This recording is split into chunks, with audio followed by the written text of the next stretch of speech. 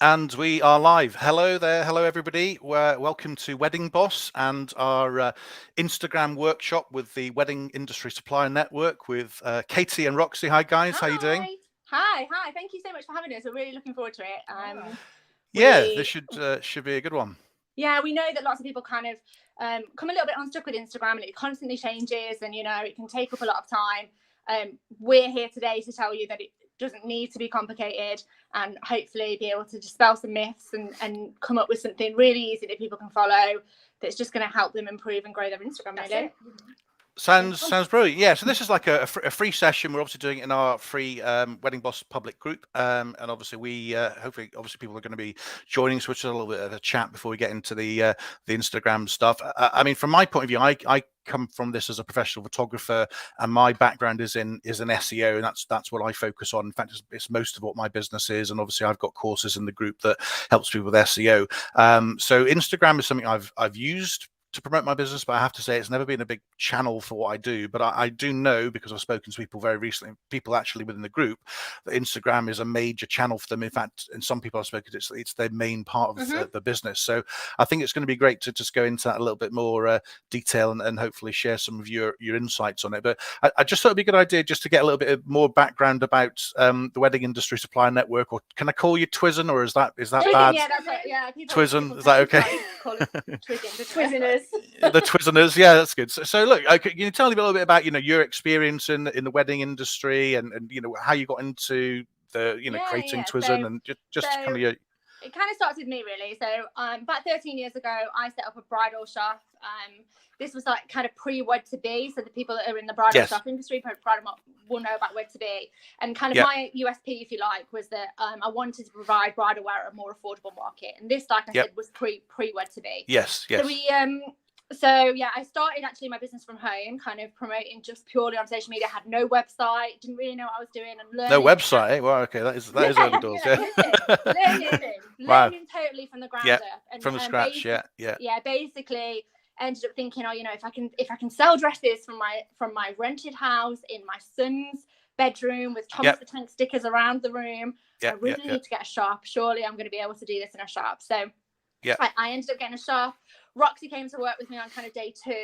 It was day 2 because the shop was on multi-levels, really. So I was like, I'm going to need somebody to answer the phone while I'm running appointments. So Roxy came to work with me, and then quite quickly on, we fast forward that on. We kind of grew. We got quite a lot of attention because we, like I said, there weren't that many bridal shops out there. So when we first started, we were kind of in the £500 and under mark for dresses, which is considerably lower than the RRP. So that kind of made us stand out, didn't we? So we got quite a bit of attention, some good press, and we did. I know Anna knows a lot about press, but we got some good press, and went on to win some awards. We moved into a bigger premises. We had kind of like 6 staff.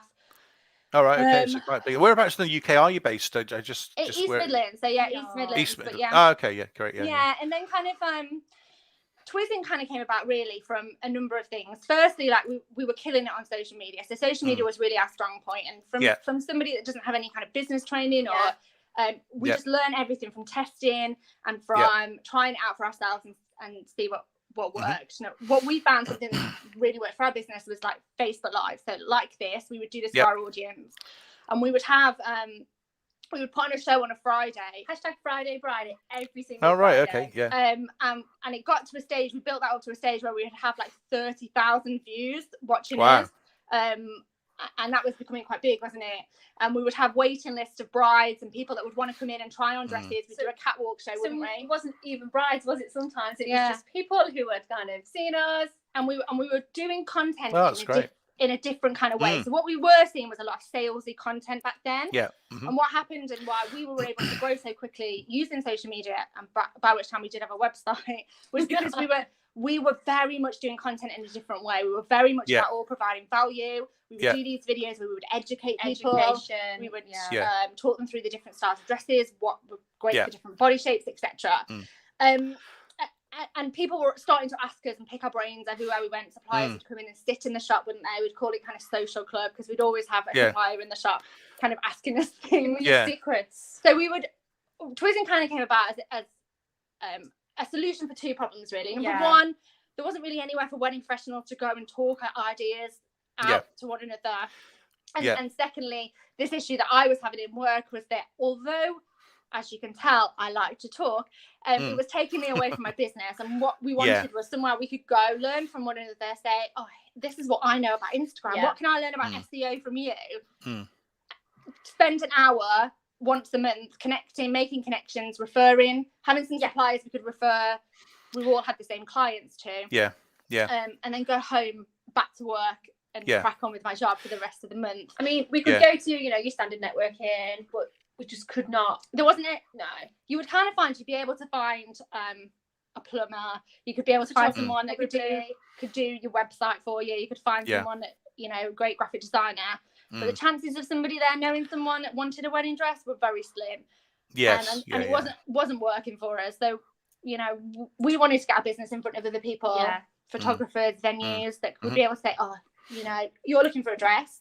I know these great girls, this shop. So Twizzing was born. Twizzing came about from that really, and then we grew quite quickly. So it's purely for wedding professionals.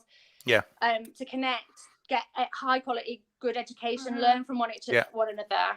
And so within 6 months of opening Twizzing, it got to a stage where we couldn't do both. So we made the move to kind of move away from the bridal shop, which has given us our weekends back. Which is nice. And now we do this full time. So you're 100% on Twizzing now, then that's your main. Twizzing. Yeah, got it. So people come to us for kind of help with their marketing, help with their social media. We do social media management for people as well. And I think actually we found our thing, like with the bridal shop, like we love working with the brides, but I think for me personally, I love working in the industry and helping people. And it's so nice to be able to, you know, help a wedding business and see them succeed and see them smash the socials and get more bookings. It's what I live for. And I think that brings us to a point as well. Like the other part about it was I'm quite open and honest to say I was crumbling under the pressure. At this point, I had a team of like 6 staff in the shop. I'd kind of gone from doing the appointments to just being kind of just a manager owner then. Just the marketer, like and dealt with all the rubbish and anything that if we had ever problems in the supply chain, that was my job. And I was burnt out, tired, didn't really have anybody that got it. To just talk through and say, oh God, like can we explore this idea, or what have you done in this situation? There wasn't really anybody, and it's a freaking lonely place, isn't it, being self-employed? So we wanted to just build a community where people can come, help each other out. Like, for example, I know nothing about SEO, but you know, the chances are one of the 12,000 members that we've got, such as you, Simon, would know something about SEO. And some other people to be able to go, oh, I've got a question, I'm really stuck on this. It's one of the best parts of our job, isn't it? There is, I think it's great. And I think there is a need for that kind of cross-industry groups. I mean, it's obviously stuff that we're trying to do on Wedding Boss as well, because a lot of the groups that I've been involved with, it's very much like it's a photographer's group or it's a wedding photographer's group, but it doesn't get into any other areas. And obviously, we're all part of that supplier service, aren't we? We're all dealing with the couples, you know, we're involved with, you know, engaging with the venues. We're all part of that process and that and if timeline. you think about how many people it takes to pull a wedding together, you're one person in a chain. So if you're able to say, look, you know, make good connections with the bridal shops, the other people in that chain, how many other people are out there promoting your business? And as we know, so much is about marketing, isn't it? It's about getting traffic to your site or onto your social media, and then it's obviously converting people, and that's the things that we talk a lot about in Wedding Boss, and that's the challenge, isn't it? If you don't have the traffic, if you don't have the conversion, you're nowhere. So you can have the best photographs, the most beautiful dresses, you can be the best makeup artist, you can be the most wonderful wedding musician or whatever, but you've got to have people seeing your stuff, and your marketing has to resonate. And this is it. And this is what you guys are doing over in Wedding Boss as well, is that, you know, most people get into the industry because they've got a passion for weddings or photography or or they're really creative. And some of the time it's that marketing and business skills that is applied to the wedding industry and applied to our clients and our client journey that is lacking out there for people to be able to access. So it just bridges that gap, doesn't it? Great. So that sounds great. So I mean, should we talk a little bit about Instagram, and then we can finish off with some, obviously we're welcoming people's questions. We've got a few questions that people have asked us in advance, but if people are watching, it's a live session, so please feel free to ask, and we'll make it interact and pick up on questions. I'll probably have a few questions as well. That's fine. And then at the end, sometimes people get really like sticky points as well that they can't move over. What we'll do, Simon, as well, for people that aren't watching live, if they want to ask anyway, if they're watching on replay, Yep. we can always come back and just answer the question or connect with them on Messenger as well. Yeah, definitely. And we've got some free resources, haven't we, as well? Workbooks and content strategy books. Do you want to share those now, or should we show them later on, or what's the best place? Yeah, we'll do it as we kind of. I think people will be like, what are we talking about now? So we'll kind of tie it in. Brilliant. Okay. So Instagram, Simon, you're on Instagram. This makes us really happy. Actually, like, you're not alone to being on Instagram, to be honest. There's like 28 million people in the UK alone that use Instagram. And 90% of all users are following businesses as well. So it's a really good platform for us as a business to be on. And in terms of wedding industry specific as well, like 76% of couples are using Instagram. We know this, that they're actively using Instagram to be able to find inspiration and find people to be able to work with for their wedding. You found a really good statistic, didn't you, about like how actually Instagram is topping where people find their wedding suppliers from. It's topping more than Google searches and blogs, wedding magazines. It is. So it's topping blogs, wedding magazines, and half of brides surveyed said that they are using Instagram for inspiration for their wedding. So if your content is then showing up, that's great for your business to be able to get that out there. Not only that as well, couples and people that are planning weddings are using Instagram, to specifically buy things for their weddings, such as, bridesmaid gifts, sourcing bridesmaid dresses, beauty products, accessories like veils, things like that. Anything that's mail order is being searched for. And so they're using it as a search engine kind of resource. Then it's for inspiration and finding suppliers. And I found this as well. I don't know if you ever do this, Simon, but when I moved house about 12 months ago, and I actually was looking for, I'm no good at interior design, so I was looking at all these beautiful houses, and then actually found myself, oh yeah, I love that lamp, purchasing through Instagram and using it as if it's like, very visual. We can then go on. Yes. The thing with Instagram is they want you to stay inside that platform for as long as possible. So and same as Facebook, but they're gonna encourage you to do so. The other thing that people are using social media and Instagram for is to check out the businesses that they're thinking about working with. So to check out that you have maybe the same morals as them, that you are supporting the causes that you're saying you're supporting, but also that you're a reputable business, that they're reading your testimonials, they're clicking through to your website.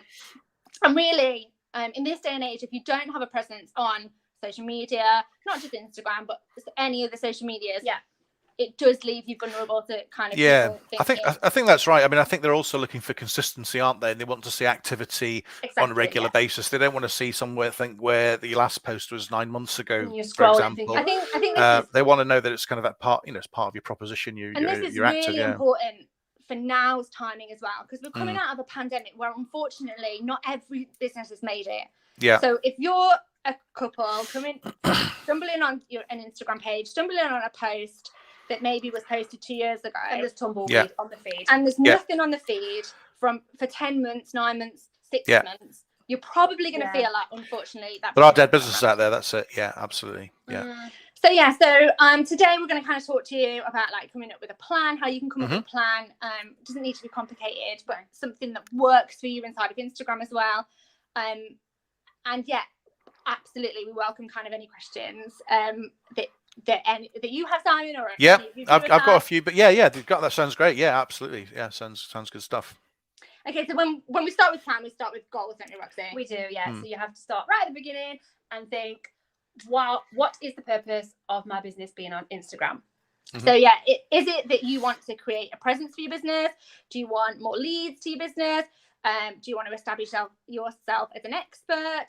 Do you want to sell products and set up an Instagram shop? So you need to think, what are the reasons I'm on Instagram as a business? Now, these might change as you kind of go on. You might start thinking, I'm a brand new business, or I've rebranded, or, I've not posted anything for a little while. So what I want to do is be known as the best florist in my area. That's my goal. And then that might move on as you start to kind of become known. You might want to move that on to then create more engagement and more buzz around your post, so that your post is seen by more people. And then eventually, end goal, most people will say, well, I'm on Instagram because I want bookings. And that's absolutely fine. But you really need to get specific on the goals that you have for Instagram. You do. What we do know about goals, isn't it, is that when you kind of don't have a direction or you don't have a goal, you tend to not really get there.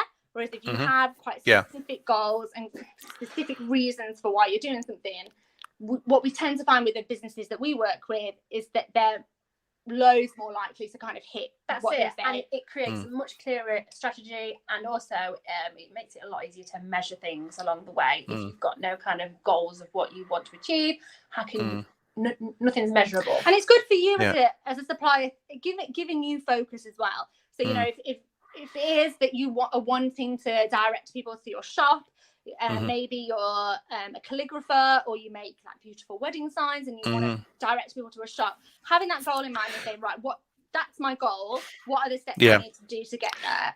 Yeah, I think it's a good point, because I know people set up when they start a business, they go out and they get the website, and they get the business cards and they set up all the social media profiles. So they've got Twitter going, and they've got Instagram and Pinterest and everything else. And then I think once they've set up, people don't necessarily really know where to go next or what they should focus on. I think it's hard to do a good job on all of them. And if you're covering TikTok and Snapchat and everything else, you can't be a master of everything. So I think it is important to have a strategy, isn't it? Yeah. I think personally as well, how you mentioned being on lots of platforms, it's better to do like a couple of them well than spread yourself too thin and literally just burn yourself out, throwing content out here, there and everywhere. We normally say we have like one where we would sell like long form content, where we would share long form content, blogs, etc. Maybe that would be your website or Pinterest.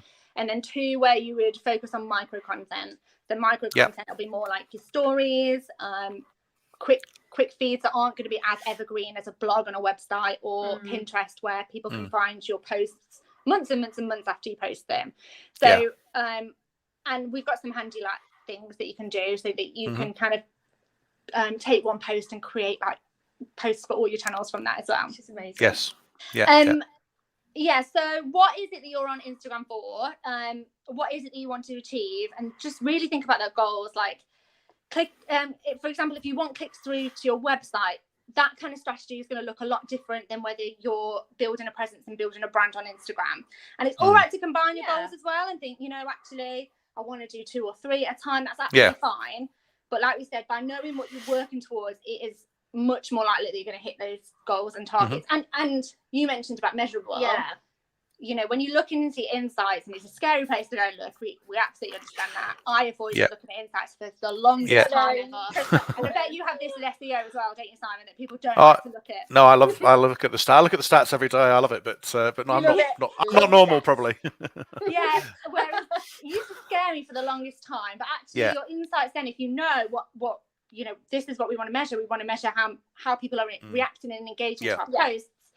You can start to see trends and which posts are performing better, and just helps you make a strategy that your audience are going to respond to. We were just quickly talking about kind of insights being scary. We were doing a workshop yesterday with one of our clients, and actually when you look into the insights and then understand what it all means, the scariness just fades away anyway. It's vital to kind of know all of that.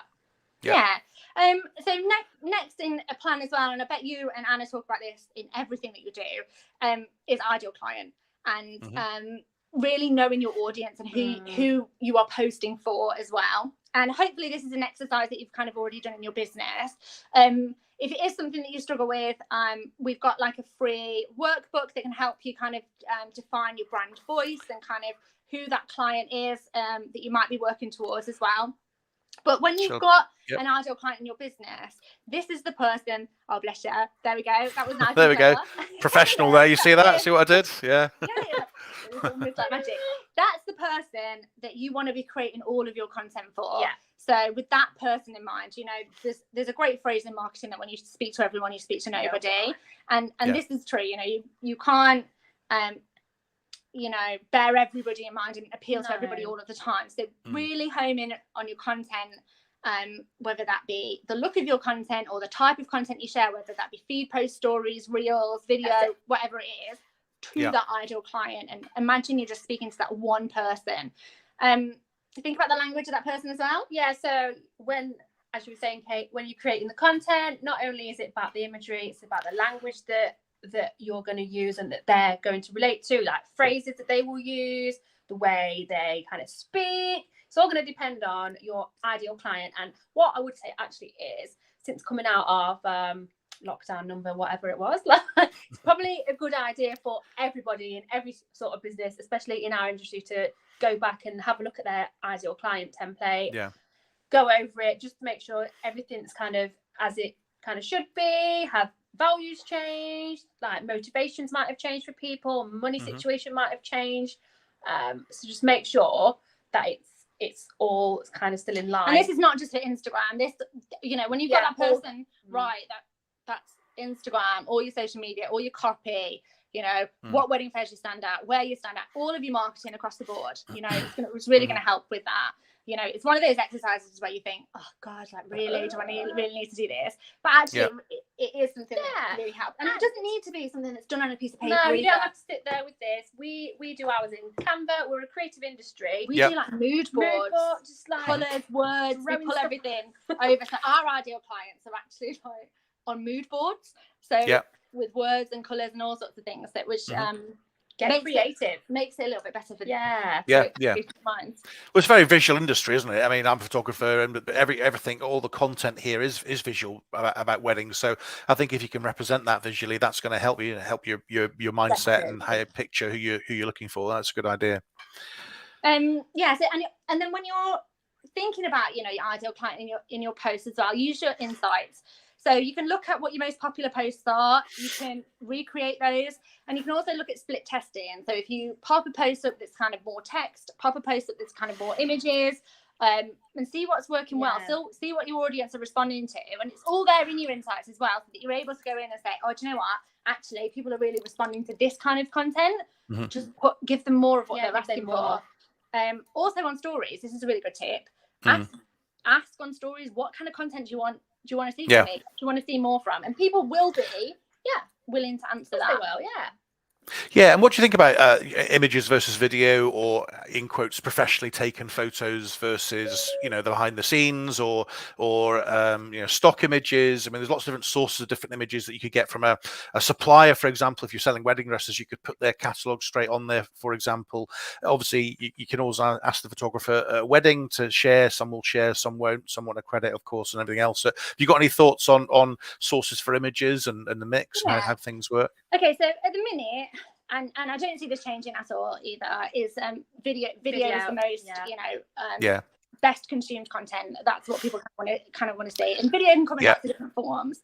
In terms of your question about photographs, years ago it was like really posed professional images are the ones that kind of stood out. Now people are longing for like more of a realness. They want to be able to relate to the image that they're looking at. So it's much more important that it is well lit, and you know, you can make out, and it's in that frame, Instagram frame, than it is staged stock photos. We're looking for actual humanizing your brand. It doesn't need to be polished and professional. Content is consumed. So the idea of like it being authentic, you know, I think that comes through. I mean, I know whenever I've done sort of behind the scenes Instagram posts, they're amongst the most popular, because people like to see if you're doing a photo shoot or something in the background, or you're just going to a venue. People like a bit of behind the scenes, as well as the classic. I mean, obviously photography, you typically need to put up. People like all that, don't they? Yeah. So I think it is good to kind of mix up, and I guess behind the scenes is also easier. It's kind of impromptu, isn't it? You can just do it there and then. If you go into a venue setting something up, you with a customer, whatever, you can use stuff and just put it out there without overthinking it. 100%, and it's gone. So like you said, that's like perfect version of micro content. So you know, you shoot it, you're in a coffee shop and going for that's on your stories, you know, and then in 24 hours that's gone. So you know, people are getting that connection with your brand, knowing a little bit behind the scenes about what you're up to. And then if you kind of, no need to overthink it. What we kind of find that happens about Instagram is people tend to overthink and overcomplicate it. And actually all it is like a sharing app. So we're just sharing snippets of our life, snippets of our business with our audiences and with new audiences as well. Yeah, I think that point about video making is right. I mean, obviously we're doing video now, and I do a lot of video now, and I have to say I don't like appearing in video. And obviously, it's through all lockdown and COVID. Obviously, you just have to put yourself out there. You have to be doing video because it's a way of connecting with people, and it has been very successful. And I'm more used to doing it now. But if 2 years ago you said, "Oh, you're going to be doing videos every week and doing some lace," I'd never believed you, because it's like, as a photographer, you want to stay behind the camera, not be in front of it. And a lot of people are that. But I think you do, to make it authentic. People want to connect with you. You've got to put yourself out there, however painful it might be. So I had to just trying to my only guidance was just going to just try and break the seal and go for it. You know, to try not to be shy. But I know it is hard. 100%. And it, you know, in my shock people to know, like Roxy absolutely. I was literally just going to say, I remember in the bridal shop when you first said, "Right, girls, we're going to do a Facebook Live." So I grew up with a stutter, massively low confidence, would not even talk on the phone, like nothing, honestly. And then started putting myself out there on the Facebook Live and whatever, and it gets so much easier. It builds up, doesn't it? And then you just do it now. Yeah, and absolutely, it's amazing. It doesn't need to be live. So, you know, we're doing this live. However, it doesn't need to be live. It can be pre-recorded videos. You don't even need to show your face. No. But there is nothing like no push you, like you factor, that builds quicker than video. Look, they don't have to be perfect either. How many lives have we done in the bridal shop where we prop the phone up on a pen pot, the pen fall over? Yeah, it's all part of the fun, though, isn't it? I mean, I think even across YouTube, people are a lot more used to seeing live content. I mean, there were sort of a few years ago, it would be, you know, edited, and there'll be cuts, and you'd see something that was kind of perfectly crafted. And I think these days, a lot of creators are just going live like this. And I think actually I did my first Facebook Live. So it hasn't even been that long. I think I was absolutely terrified. But Anna's very good at these things. Anna's actually just coming to say hello there. She's just in between clients. Can't wait to watch later on. Great to see you guys. So, hi, Anna. Good to see you. Thanks for saying hello. That's great. And it is something that does get easier. But if you want kind of a reason for doing it, just humanize your brand. We're never going to be this corporate industry that you know, faceless. People are much more likely to like and trust you after seeing you show up in your business, and not only trust you to part with their cash, but trust you with the vision of their wedding as well, and be really comfortable knowing that you understand the vision of their wedding.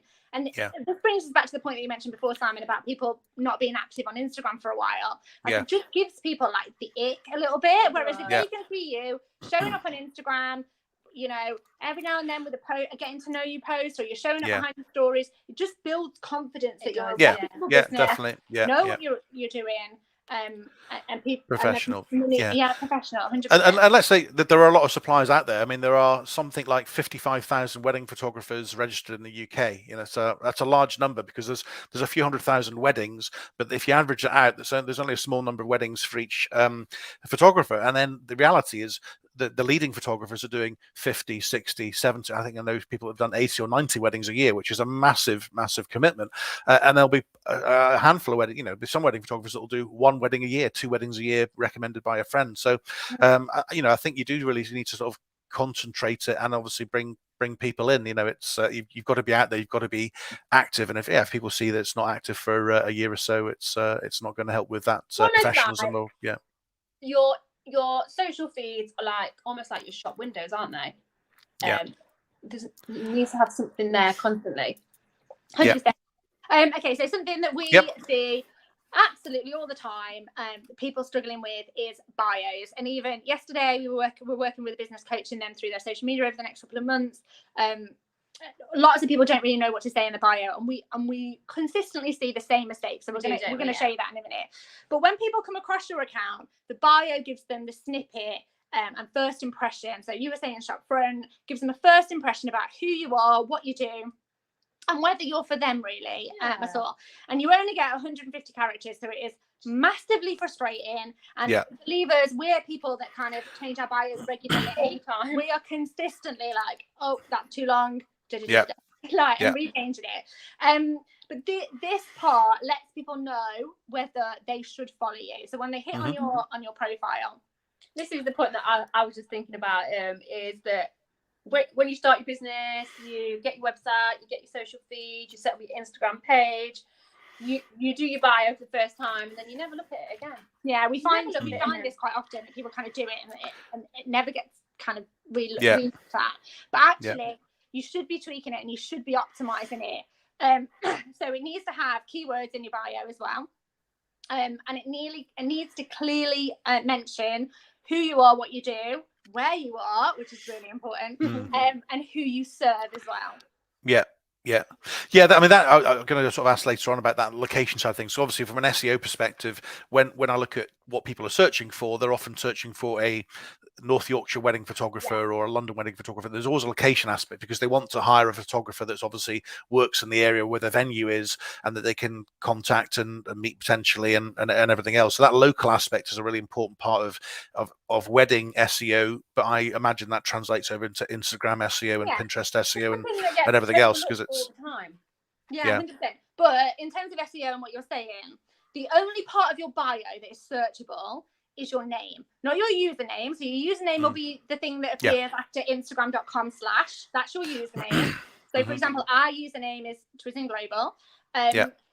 Your name then is your only searchable thing on Instagram. What we see 8 times out of 10 is that people have the same name and username together, right? The name is the only thing that's searchable.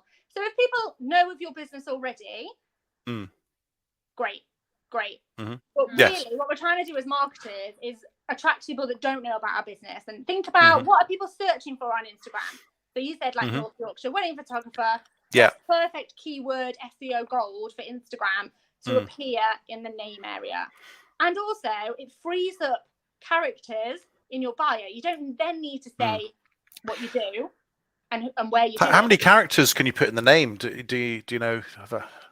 Shouldn't have asked that question. I bet it's about just how many? Oh, so it's quite a lot then. Yeah. Definitely a sentence. We have under ours like wedding business education. So that's quite lengthy. Okay.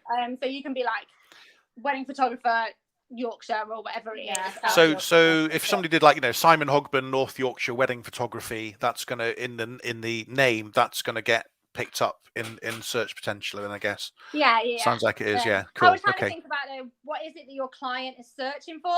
So for example, yesterday we worked with a business who they do like luxury photo booths, but they called it something different. And when we spoke to them, we were like, okay, you might call it this, but what is your client searching for? Yeah. We need to think about those terminology that our clients are searching for. And if you are area specific, definitely get your area in there as well. Put the location in the name. Yeah. Okay, that's a really good tip actually. Cool. And these terminologies, the phrases, the searches that your ideal client are using, put them in your ideal client profile. So you can be in there, you can access them when you need, you can tweak them when you need to. Makes total sense. Okay, so also link. You get one link. You get one link, don't you? That's it. Anybody that's using kind of anything like Linktree. So Linktree, for those people that don't know, you click your one link and it sends you to kind of like a landing page where you were able to put multiple links. Now I don't like that because you're giving Linktree all your traffic. Whereas what we do, if on time, normally we're redirecting people to a specific purpose, which is a call to action, which we'll talk about later. Yeah. But if we're wanting to redirect people to a number of things, or maybe we've got an event coming up or something like that, I'll create a hidden page on my website for my Instagram link. Yes. Then at least people are coming and landing on my site and potentially will stick on the exterior site.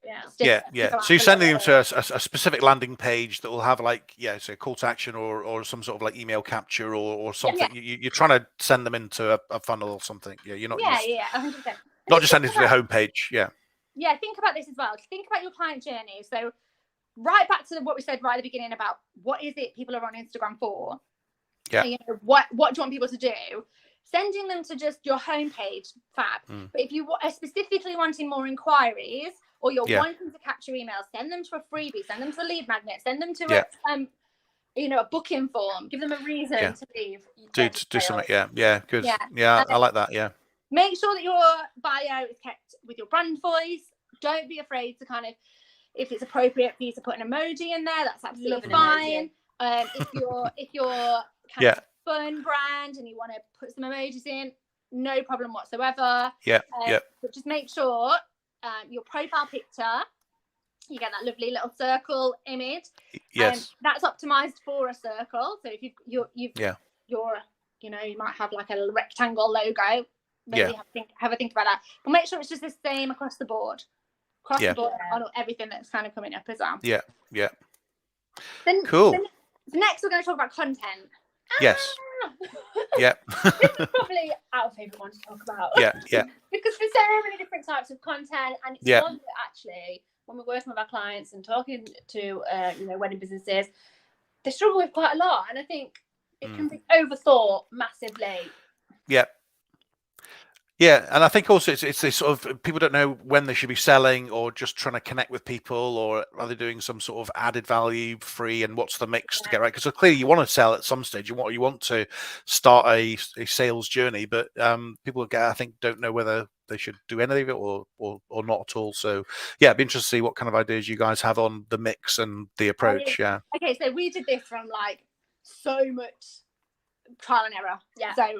Much trial and error, and we were doing this in the bridal shop, and I had a team. So I already mentioned we had 6 staff working in the shop for this, so we had people that could do bits of content for us.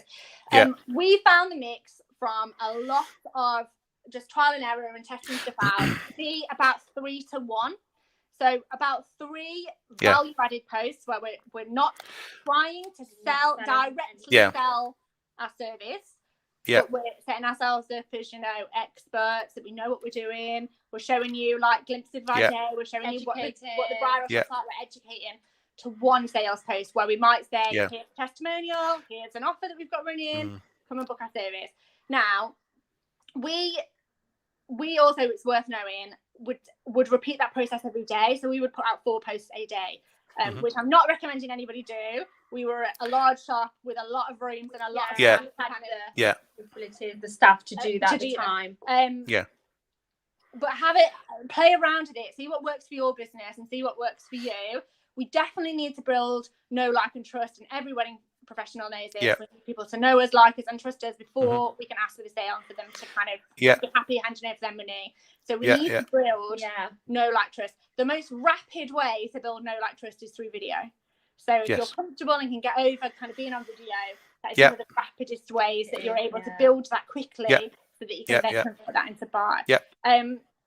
So Instagram is all about visual content. Your posts do need to look good, and it's the first thing that people see. So as they're scrolling, it's the first thing that's going to stop and capture people's attention. Now the algorithm is really clever. It knows how long people pause on your content for. So something compelling is the first thing that people are going to see to kind of draw people in, isn't it? And then they go on to read the caption. So as a minimum, your posts need to be well lit, cropped for Instagram Square, and in focus. So don't worry too much about getting professional photographers in. Don't worry thinking I need to use stock photos, I need everything to look beautiful. Like we mentioned before, like, it's a platform full of real people. People crave real content. I think it looks less authentic as well. If you just used all of like a bridal dress supplier images, it's going to be the same as anybody. And when you see one of those, it just stands out a mile. And I don't think people connect with it as well, do they?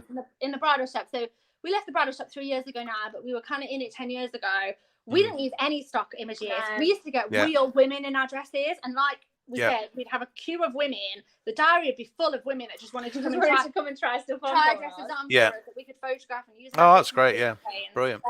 We're all about we're real. This is to show people what this actually looks like in a non-airbrushed, non-filtered, real person. And actually, mobile phones nowadays, cameras are absolutely epic on them anyway. They are. There's no reason why as long as you've got some decent light, you can take some amazing photos on iPhone. Even iPhones are low light now. They're very good, but you can get some fantastic images. So absolutely, I say this as a professional photographer, but you don't have to have one for this sort of thing. I think it's nice to mix it up. It's nice to have stuff that looks like it's been taken by the owner, the business owner. When it's a professional photographer's Instagram, there's going to be a higher expectation that more of your images are your portfolio images. And I always thought it was good to have ones that were clearly portfolio or clearly iPhone, and definitely not portfolio, because what you don't want to do is have that halfway house where is it meant to be a kind of portfolio image for a photographer, or has to just take it on an iPhone, even though portfolio images could be taken on an iPhone because they're very good quality these days. I think it's quite nice to have the contrast. So, here's a wow image, here's a hero image, and then here's a behind the scenes, and then here's a whatever. I would recommend that if you are like a photographer that is selling the images that you save your grid for those images. So your grid are all professional, high quality. Speaking about your style, and anything that's shot on your iPhone goes onto your stories. The stories, and they're more temporary, and it draws the line, doesn't it? I like that. Real clear definition that this is your behind the scenes content. This is a bit of a day. This is my work that you're paying for. No, that's a great idea. I think if you like, you turn up at a venue, you want to do a quick my second photographer, Johnny, who may not be watching this, he often rocks up and does like a boomerang, does the kind of thing and puts it on the story and tags the venue, and that's always a bit of fun and stuff. And that's a great way just to have that kind of informal content goes on a story, and it's quick to do. So he nudges me to say I should do more of this, which I probably should. On every time. So what makes great content? Things that are inspirational, motivational, educational, and compelling. People don't come to social media to buy products. Not to say that they won't buy products, but we do quite often. The name is social media. More often than not, actually, I will find myself having bought something. You buy things off Instagram all the time. Oh, that's such a oh, this is good. But people don't.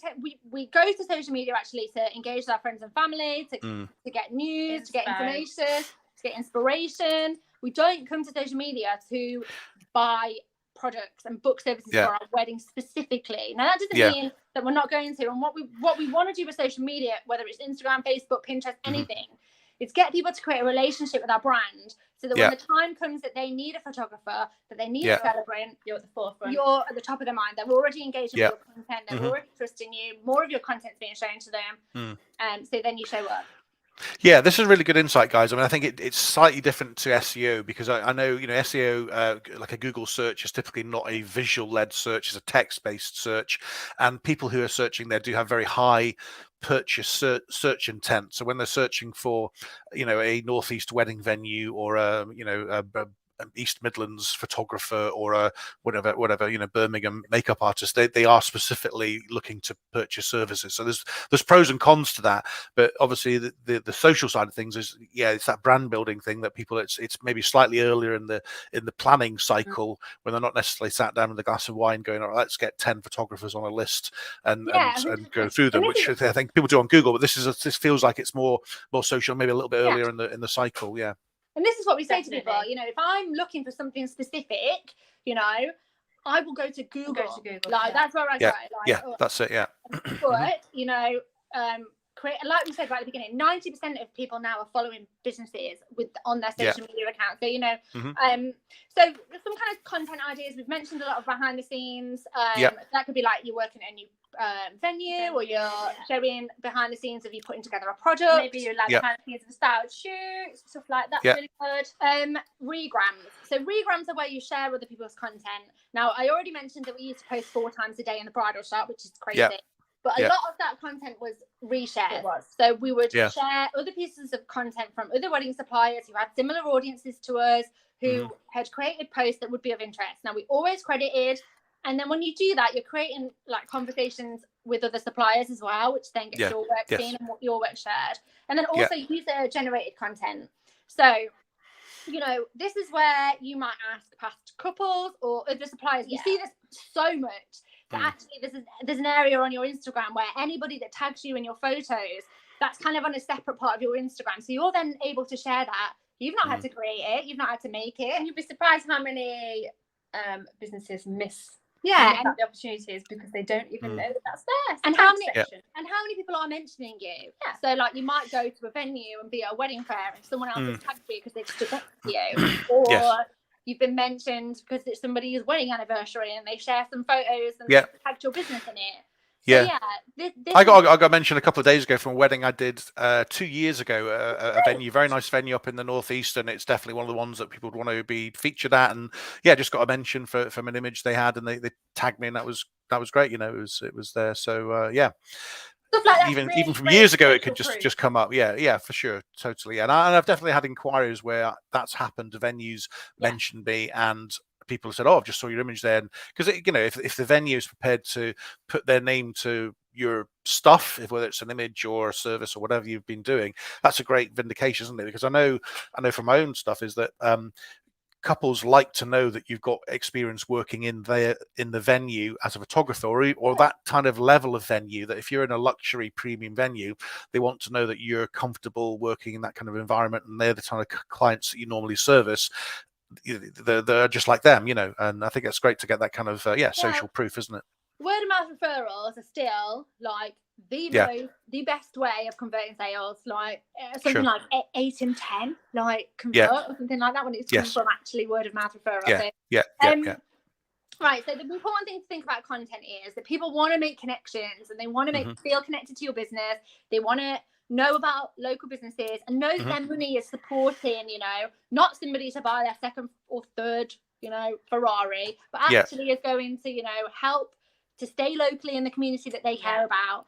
And then that makes people feel good about the money that they're spending with your business as well, which then also takes away like one of the like purchasing hurdles, like a little bit along the way. This is always a great one, isn't it? That we've talked a lot about behind the scenes content and sharing like yourself and humanizing your brand, but you don't need to share everything. Like you can post out if there's an aspect of your personal life that you don't want to share, don't share it. Or if you're comfortable sharing, I don't know, maybe you're a dog mom. Dogs. Well, that's dogs. I'm divorced, right? So imagine if I was there like slating my ex-husband and telling everybody all about like, the World War divorce that I went through while I'm like in the wedding industry and I'm all for love and happy for love. Or sharing that aspect of my life, or any of the like share the relevant stuff, guys. But dogs, if you've got a dog, that always goes down well. People love dogs, but other stuff maybe not. I mean, some people are all right sharing, children or whatever. Some people aren't. Just whatever you're comfortable with. I mean, my children never make an appearance on my business social media. I think my daughter's voice has once or twice with when she's like played podcasts with you, hasn't she? Yeah, that was cute. But people don't know where I live, especially we've got a large community as well. So we've got communities of thousands and thousands of people. But I'll show like snippets of my walk, snippets of my day. You don't need to be sharing what you had for dinner. Definitely like ways of doing it without it being too intrusive at all. But it just builds that trust a little bit more, shows the human behind the brand. I would say things that you care about. So if you're somebody that really cares about the environment, you really want to focus on creating something that's like sustainable, or you don't use plastic in any of your products. That's the sort of stuff that you want to be sharing, those causes that you care about. And some of those causes could be polarizing, but I guess it depends if it fits with your target client. If you go, well, the target clients is a certain age and they live in a certain part of the country and they like environmental issues, it may well be great for you to share that because that helps them resonate with you. But it may be, I guess you've got to be a little bit careful. Religion, politics are two things you may be a bit more divisive, I guess. We don't need to know your views on Brexit. We don't need to know your views, on president's future and past, or on COVID and vaccine, all of that. No vaccine, views. It does creep in there, doesn't it? I've seen some of those kind of things, and you wonder where people are going with it. But representing your business, and we all know how easy it is for now people to kind of come on social media, you posted something you thought, oh, that was a little bit silly, and for you to get absolutely hounded for it, and it's really difficult for you to build back up a reputation when it's gone. Once it's stuck, Can you remember in our community quite early on where I posted that gif of the cat, and it was like a cat that was a drone, and it came out that on news this cat, and this it was like the stuffed cat, the stuffed cat. I was unaware. I mean, you can see it. I didn't like that. I'm a drone pilot and a vegan actually, so that kind of thing it wouldn't work for me. I didn't like seeing that cat on the drone. That was a bit distasteful. You kind of thought, didn't you, that it had just been just made and it wasn't actually real. Just a bit of fun. But no, it was a real cat. It was horrible. That's awful. I'm really sorry. And had she known, obviously that would never. I love cats. I've got cats. She's got two cats. I know, but that would never have peaked in. But things like that could be a little bit polarizing. Definitely. Sustainability is really important at the minute, and it doesn't need to be. We talk about polarizing. One massive issue that actually is quite polarizing is price. So if you're comfortable talking about price, that's fine. If you're not comfortable talking about price and you'd rather keep that behind closed doors, maybe not the best in terms of vetting clients before you speak to them. that's absolutely fine. But people do make assumptions based on your price point, and we got this a lot when we very first started out in the business, didn't we? At wedding fairs that we'd go to, because we catered for a particular market, a particular price point. The assumptions that people made about us and our lives and, you know, the cars we drove and everything like that. Come from actually that we were catering to a particular element of the market, which we were killing it in, by the way. Yes. Which come from, you know, from that. So I get it. The message there is people are going to make assumptions. They will. And social media is so quickly absorbed. You quite often don't get a second chance at making a first impression. So make sure you're making the right first impression. Shall we call the hashtag? Yeah, I think so. Yeah, hashtags is the one that, you know, best practices for hashtags really for people, because obviously this is how people get seen on Instagram, and you know, each hashtag that you use gives you an opportunity to be found by your ideal client. And it's one of the only ways really actually that your content can be seen by people that aren't following you on Instagram. So you're allowed to use up to 30. There is a lot of like advice out there about how many hashtags they use. Does 30 look spammy? And we know that Instagram recently brought out, you know, saying that you should only be using a certain amount. They said kind of 2 to 3, didn't they? However, that was made for creators on Instagram, not for businesses on Instagram. Because I think that scared a lot of people. Everyone was kind of like, I've been using pictures. And you've got this is where you're putting your post out, and you've got the content there, and you add the hashtags into that. But that if you add more hashtags, you have less text you can use. You've got a choice to make in terms of the space you've got, haven't you, on the post? So you can either use all hashtags, no hashtags. You get tons and tons and tons of caption space. You've got loads of captions. Okay, you've got loads of caption space. So your hashtags need to be in your captions. Instagram no longer can read your hashtags if they're in your comments. So if you're somebody that's putting them in your comments, you might as well not be using them. Yeah, that's good. They need to be in your captions. Right. In terms of how many hashtags should you be using, only use that as many hashtags that are relevant. So if that's 5, use 5. If you can think up 30, use 30. If you are somebody that feels, oh my God, that looks spammy, I don't want that feel to go out of my brand, about 4 hours after you've posted your hashtags, go back and just cut them out of your, edit them out of the caption, and then they won't be seen anymore. However, nobody reads the hashtags. Like, we're switched off. It's just noise. They just know it's there, and they just scroll past. So we read the caption. You need to have a call to action on the end of your caption. That then tells me what you want me to do. So call to action could be, head over to my link in bio, like, leave me a comment. What do you think of this? What's your favourite XYZ? Are you doing this? So hashtags in the bio. Did you mention that or not? Is that, can you use them in the bio? Hashtags in the bio. You can. No. I'm not recommended. I would say it's just noise and space. Just space. The only thing that's searchable in your bio now is your name. Your name. You said that. Yeah. So that wouldn't make sense. So hashtags. Yeah. Got it. Yeah. Okay. So in terms of what hashtags, sorry, Simon. Niche specific ones. So what is it that you do? You know, I'm a wedding photographer. Location. So North Yorkshire photographer. North Yorkshire, Yorkshire bride. Audience specific. So think about your audience. Who are they? What are they following? What are they doing? Don't use hashtags that are too large. So every time you use the hashtag, it'll tell you how many pieces of content are in that hashtag. It's in grey. It's next to the hashtag. Might say 2 million. Right. It's unlikely that if you're using hashtag brides, hashtag wedding, that your content is going to be seen at all. You're not going to be up there, are you? Yeah. So many people are using that hashtag. Billions and billions of people every minute, every day. So 10 to 50,000 posts in a hashtag is really, really lovely and niche. And more likely to have people who are interested in those niches, so maybe you're a sustainable florist, and you grow everything locally, and you only use flowers that are in season. You using hashtags that surround that means the people that care about having a sustainable wedding, sustainable florist, are more likely to see your post, and that person is more likely then to follow you and convert to a sale. And convert, totally, because it resonates because you're speaking to them directly. Absolutely. That's really interesting. I was just going to ask a question. I hope you don't mind. So in a caption, you can have some text and you can have some hashtags, and you've got quite a lot of space for both. Does Instagram is the regular text searchable as well, or is it just the hashtags that gets picked up by the algorithm? It's both. So we are just the hashtags. Just the hashtags. We are looking towards. So now, go on, Sam, and tell me, because I've forgotten the name. It's alt text, isn't it? Alt text on a picture. So you know how alt text used to just be for visually impaired, but now obviously search engines are crawling that now. Yeah. So the alt text is going to become more and more important on Instagram, on Facebook. But so start to alt text your images. You know, it takes you a couple of moments. Voice search as well will pick up on that too. So people are using Alexa or something. Yeah.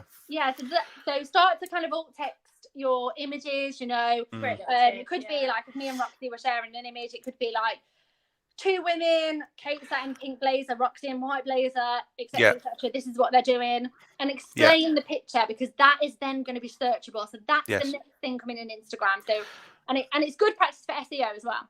Yeah, absolutely. Yeah.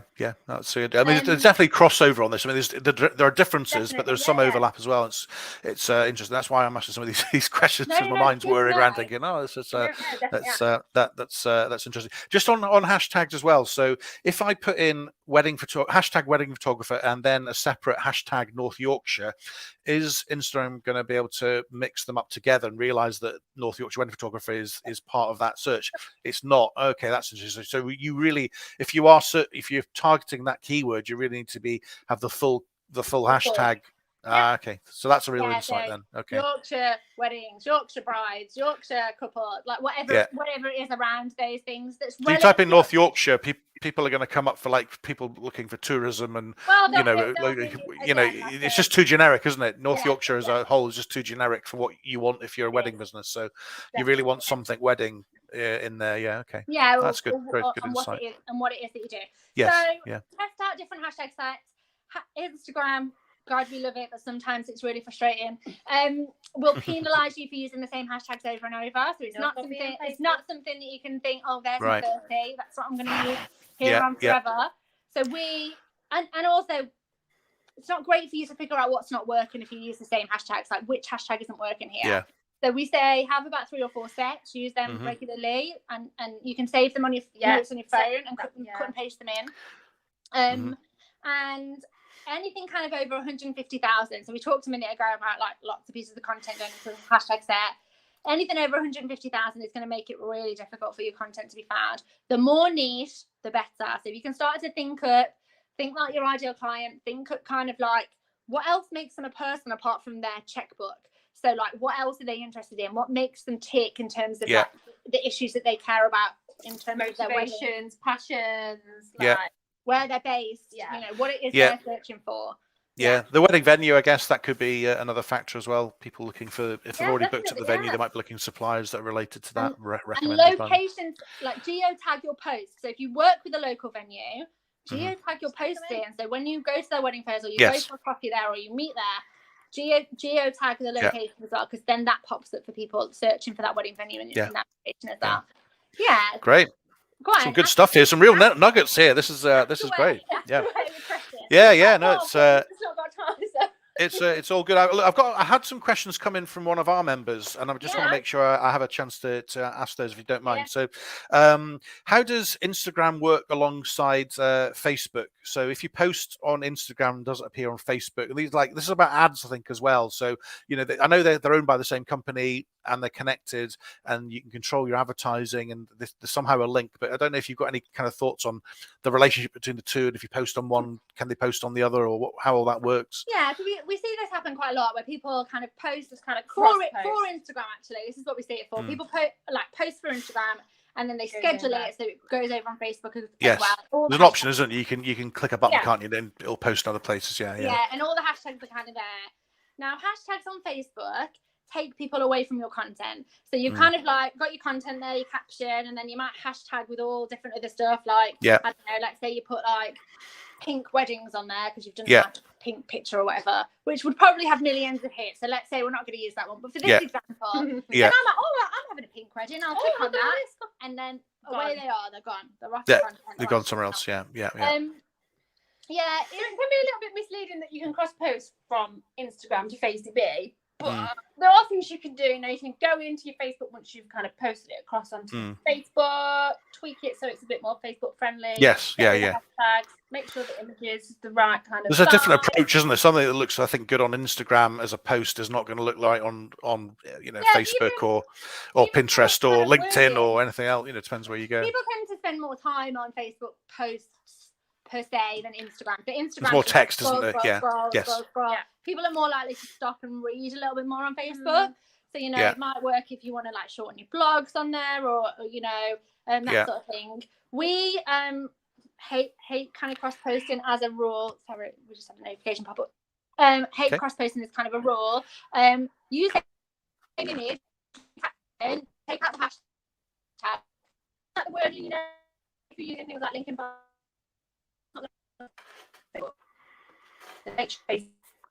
Instagram. So basically the content is going to depend on which platform, how it appears. So I'm having a little bit of signal issues here. I don't know if it's at my end or your end. Can you hear me okay, guys? Very robotic. Might be okay. Now. Try now. Gonna try now? That's a bit weird. We'll talk through the ads. While you kind of fix that, we'll talk through ads and hopefully. Oh, is that sound okay? Give us a thumbs up if that sounds okay. Yeah, I can hear you. It's just a little bit. It is a bit robotic, so I'm not sure what's happened. It was working fine before, but I think we can sort of hear. Can you sort of hear me? No. It's quite. Yeah, it's quite. Okay. We're kind of almost at the end of kind of what we want to do, the option to ask any questions. So it's totally up to you. We can kind of come back, or you can put them in the comments, or whatever you kind of want to do. I'm going to ask this question. If you can hear me, give me a thumbs up. But can you target ads with Instagram? Yeah. Can you target? I know you don't specifically do ads. I think you're more on the organic, but I don't know if you happen to know if on Instagram you can target specific groups or regions. Do you happen to know that? Yes, you know a little bit, tiny bit more about this than I know. Yes, you can. So yes, you can target your ads. You can hone down on ads. You know, with us, we've always thought you can spend time or money, and I am tight when it comes to my business. I am tight. You know, I like money to be in my bank. Facebook's got enough money. That's what I think. Doesn't need my money. But if you are going to go down an ad route and it can be very effective and that can work for you, absolutely fine. We've built a big business. We've got businesses, huge community. We've got a business on the other side of the world. What we do happens on continents. We have not used ads to grow that business at all, nor our bridal shop. Everything has been organic. We put in time.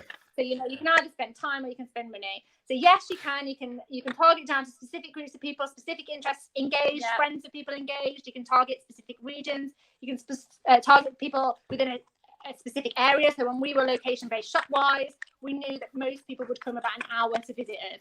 So that's like gives you a point where are people driving to come and visit me from? You know, if I've got. So yes, you can. Yeah. Fantastic. And that actually, the final question I had from one of the members was, is advertising on Instagram cost effective? I think you've answered that in that it can be, but I guess you've got to be careful and look at your return on investment, and you've built everything up organically. So that's great to know that you can still do that. Yeah, stay away from the boost button. The boost button is boost post. Yeah, well, don't do the boost post. Favorite tool. Yeah, don't do it. Go into Ad Manager and go into Business Suite and build your ad properly. And then that will be a case of testing. So it'll be a case of testing between images. You know, does that image perform better than this image? It'll be then a case of testing audiences. Lots of testing. I'm not a fan of it because I am. I want to know straight away. So normally with organic, you get like an idea if it's working quite quickly. Whereas with ads, you know, I'm throwing money away to test what works, and I don't actually do that. We don't. Just me. I get that. That's fantastic, guys. So look, we've done about an hour on this, and I know we were only booked in for 45 minutes. So thanks very much for your time. Okay, well, it's fine. I'm okay. And they're all the questions that I've got from people. I haven't had any questions come through on the Facebook group, but if people do have any questions, now's the chance to ask now, just before Katie and Roxy wrap up. Can we just ask you about your resources, guys? So yeah, a couple of links so that I've got there. If you want to just let know what's available, yeah. Yeah, so we have that brand strategy workbook. So that's going to help you. If you're somebody that doesn't really, it's just great for you to kind of just drum it into your process, really, about, you know, your brand, not just colours and fonts and that sort of thing, but how you make people feel, what your client journey looks like, whether your pricing is right, what your ideal client, the language they want to use, what they're receptive to. It's a great little workbook. Yeah. That's totally free. So go and have a little look at that. If you're somebody that thinks, oh my God, like, girls, you're telling me you post, you know, how many times do I need to post a week? I need to do stories as well as manage my website, as well as do blogs. You know, I've got my busiest season ahead of me. Like, what the hell? We created something within, you know, we've been creating wedding business content now for 12 odd years. We can create content incredibly quickly in our good quality content. We understand what works and what converts. So we've created a done for you resource. Basically it's a subscription service that wedding pros can, and this is it here. It's great. I'm not just going around and we are really proud of it. People can get 50 social media posts they're there to drive engagement, so engagement, people commenting, liking, sharing. 50 captions, so we write them for you. We know what makes a great caption. 5 blog posts that you can go in and change and add bits to for your website, and you can add your keywords, add your examples, change them up, and we encourage you to. 15 Instagram story templates. 15 story templates and a carousel and a lead magnet. So when they get to your website, we know that, like, you'll know the data for this, Simon, but is it something like 80% of people leave a website without taking action? But it's higher, isn't it? Oh, more than that. Yeah, absolutely. Yeah. So, you know, if we can get people to give them our details, you've got, you know, that's not a wasted click through to your site. So this is a service that what's great about it as well is all editable in Canva. So it's totally editable. Brand it all to your business, tweak it, you know, make it the tone of your business voice. And every month we give you a new set. So it's all in keeping with, like, we've got Valentine's Day coming up, so that's kind of content that's coming out at the minute. Spring weddings, ideas for, like, engagements, etc., etc. Mother's Day comes and stuff like that. It's all in there. So it's $12.95 a month for anyone that's interested. We're giving anybody that kind of wants to come over with the code Wedding Boss, isn't it? A free was it £5 month, so you can test it and see if it works for you. And if you want to stick around, fab. The wedding pros that are using it are really loving it. It's giving people back time in their business, isn't it? Which someone told us yesterday, actually, they were sat on a beach. So they were like, we're sat on a beach, all my content's scheduled out for the next month. Sat on a beach, that's what we want, isn't it? That's what we want, is just sat on a beach, on the laptop. And we're consistently told, aren't we? Oh, like, I've great. All my content's done, my blogs are written, everything's done for the next 2 months. And it's just going out automatically. It's great value for money. It's great. So, you can try it for a £5, so give it a go. Yeah. So that's the link down there. I actually had a hyphen in Wedding Boss. I think it still works anyway, but just to just say this is the link I've just tested. So go.weddingboss.co.uk/Twizen-content, and then if you use the code Wedding Boss, you'll get the discount that Katie and Roxy just talked about there. So please check it out, and then that's the resource workbook as well, which I think is a freebie. Is it? Yeah, brilliant. Yeah. Freebie, you just awesome. Yeah, lovely. It's been so lovely, Simon. It's been great to catch up. I found it really interesting. I've learned a load of new stuff, actually, so that's been really, really helpful. So thank you so much, and great to have you on board. I mean, we like the idea of collaborating with people, and it was great that you and Anna got in touch. And I think this is how things need to be, aren't they? You know, it's a fairly small industry. We all play a different part of it. So 100%. And then if later on, you know, you might think, it might help people to do like a Q&A or anything like that, we'd be happy to come back on and talk. Yeah. I think Anna's going to come on our podcast. So we have I think she sounds like that. Yes, that's it. Yeah. And if you ever want to know anything about SEO, I'm happy to help as well. So we can have a chat offline. I'm sure there's stuff we can do. So brilliant. We've just been building our new website, and I've just got it live yesterday because I need it for links for something else. Yeah. No one knows it's about yet. We haven't even announced our new brand name. Oh, exciting! But I have not SEO'd one part of it. And I'm Good, like, good, good. I've got to go Yeah, back well, and don't worry forth. about that. I think getting the brand out. SEO is a channel. It's a means, and it's like Instagram, it's like Pinterest, it's like anything. It's one means of getting traffic to your site, and you can be a strategy of yours. It might not be. You've just got to decide. You can't do everything, but you should probably do more than one thing. That don't have all your eggs in one basket. So yeah. But anyway, happy to have a chat anytime. Look, it's been great, guys. I really appreciate you coming on and joining us. It's been really awesome. So look, I'll close the broadcast there. Say goodbye to everyone else. If anybody has any questions, reach out, and see you guys later on. Thank you. Bye now. Take care. Bye.